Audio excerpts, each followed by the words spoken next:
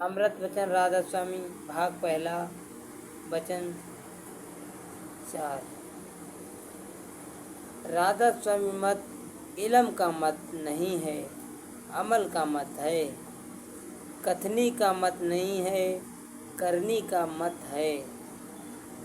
ज्ञान मत को मानने वाले ब्रह्मा को सर्वव्यापक कहते हैं। सनातन धर्म में 33 करोड़ देवताओं की मान्यता है। ईसाई और मुसलमान एक खुदा और अल्लाह के अस्तित्व को मानते हैं। काफ़ी मात्रा में हिंदू अवतारों को मानते हैं। परशुराम को 8 कला, राम को 12 कला और कृष्ण को 16 कला का ब्रह्म का अवतार मानते हैं।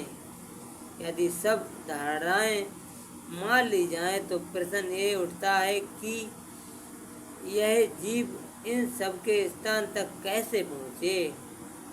यह भेद इनके पास नहीं है। अंतर्मुख उपासना पर जोर नहीं है, और जो अंतर्मुख उपासना बताई भी गई है उसका ना तो ये लोग अभ्यास करते हैं और ना उस रास्ते का पूरा भेद ही जानते हैं। इनमें से कोई वाचक ज्ञानी है और कोई पुराणपंथी हैं, इसलिए ये धोखे में पड़े हैं और 84 में जाते हैं। राधा स्वामी मत के अभ्यासी को इन सब का भेद मैं स्थान स्थान के शब्द धाम रूप लीला के बताया जाता है और स्पष्ट किया जाता है कि 3 लोक की रचना का धनी ब्रह्मा है और उसके दोनों रूपों यानी वाच्य और लक्ष्य का भेद दिया जाता है। और ये भी बताया जाता है कि एक में माया सबल है और एक में माया बीज रूप में मौजूद है। फिर पार ब्रह्मा की महिमा बताई जाती है, जिस पद को शून्य या 10वां द्वार कहा जाता है।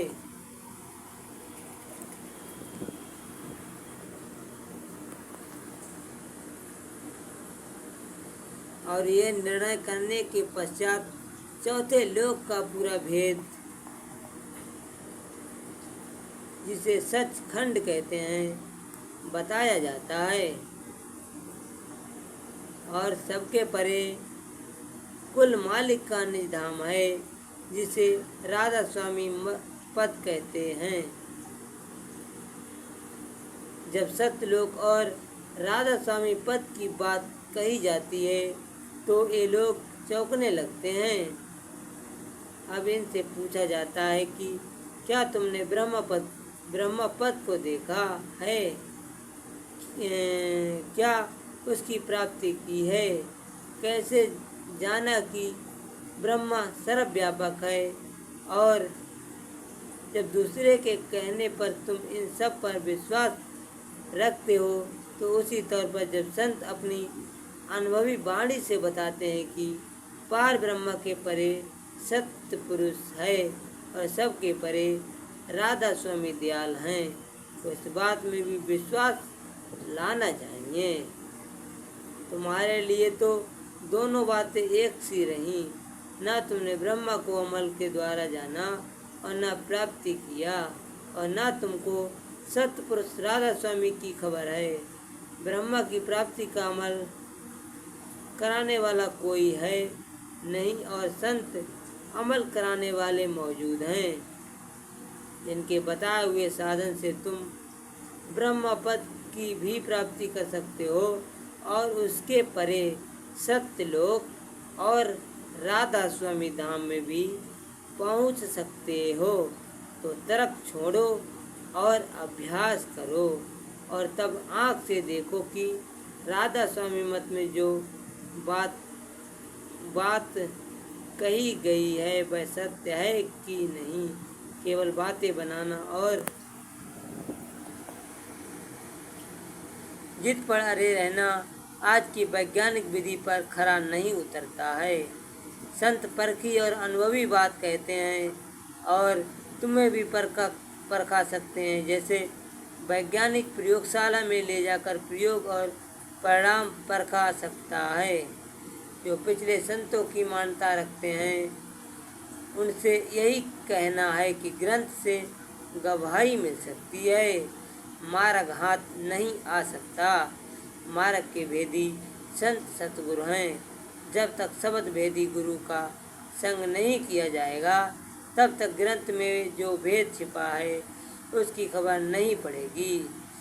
ग्रंथ में जिस शब्द की महिमा कही गई है वह शब्द संत सतगुरु के द्वारा अंतर में खुल सकता है और ये सब जीव उसकी कमाई कर सकता है, और तब ही असली कदर ग्रंथ की हो सकती है, और तभी यह असली शिष्य हो सकता है जब संत सतगुरु की शरण ग्रहण करो, साथ संग करो, प्रेमी जनों से रलो मिलो, तब तुम्हारी हालत कुछ सुधरे, तुम्हारे अंदर कुछ परिवर्तन आवे और परमार्थ का रंग चढ़े, और तभी तुम शब्द को पकड़ सकते हो।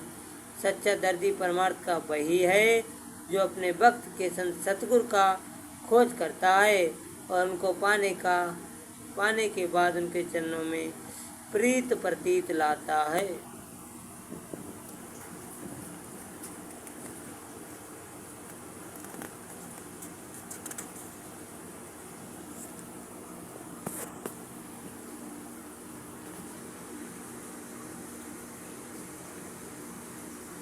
और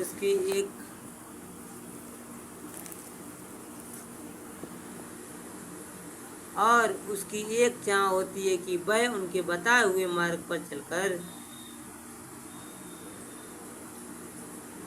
निज देश में पहुँचे। उसको अभिलाषा है कि प्रेम की बख्शिश होवे, लेकिन संत सतगुरु के दरबार में भी लोग संसारी मनोकामना पूरी कराने पहुँचते हैं। जैसा कबीर साहब ने फरमाया है कि लोग धन मांगने पुत्र और कलित्र मांगते आते और कहते हैं कि इस हाथ पुत्र दीजिए और उस हाथ रुपया लीजिए। ऐसी दीवानी दुनिया भक्ति भाव नहीं बूझे जी।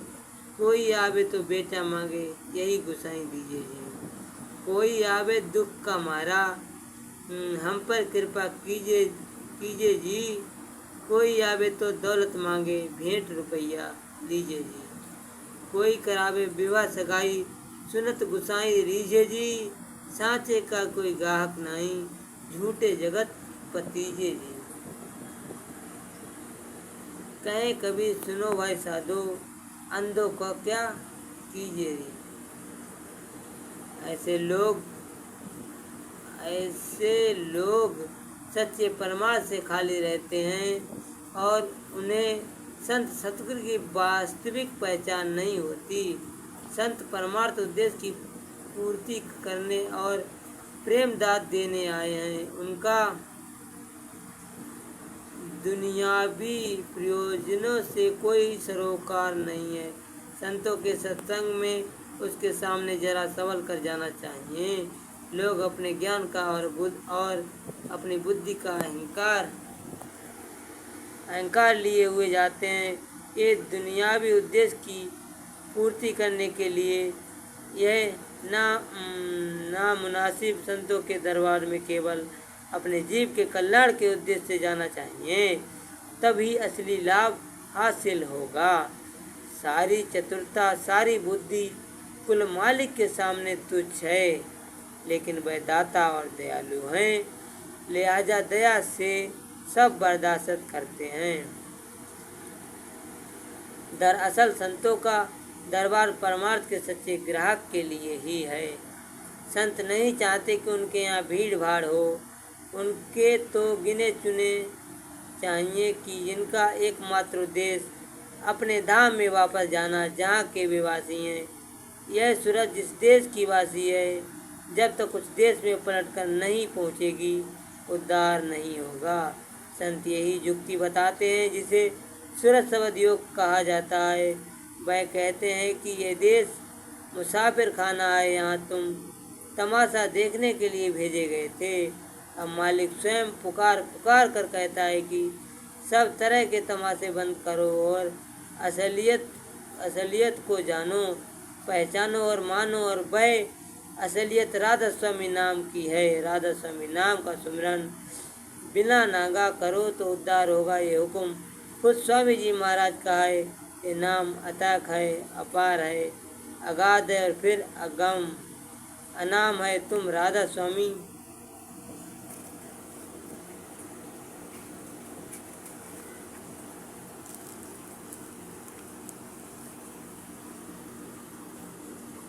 नाम को सुमिरते चलोगे तो स्थान स्थान के रूप, लीला धाम और शब्द को देखते और सुनते हुए इस धाम में पहुंच जाओगे। इसलिए सब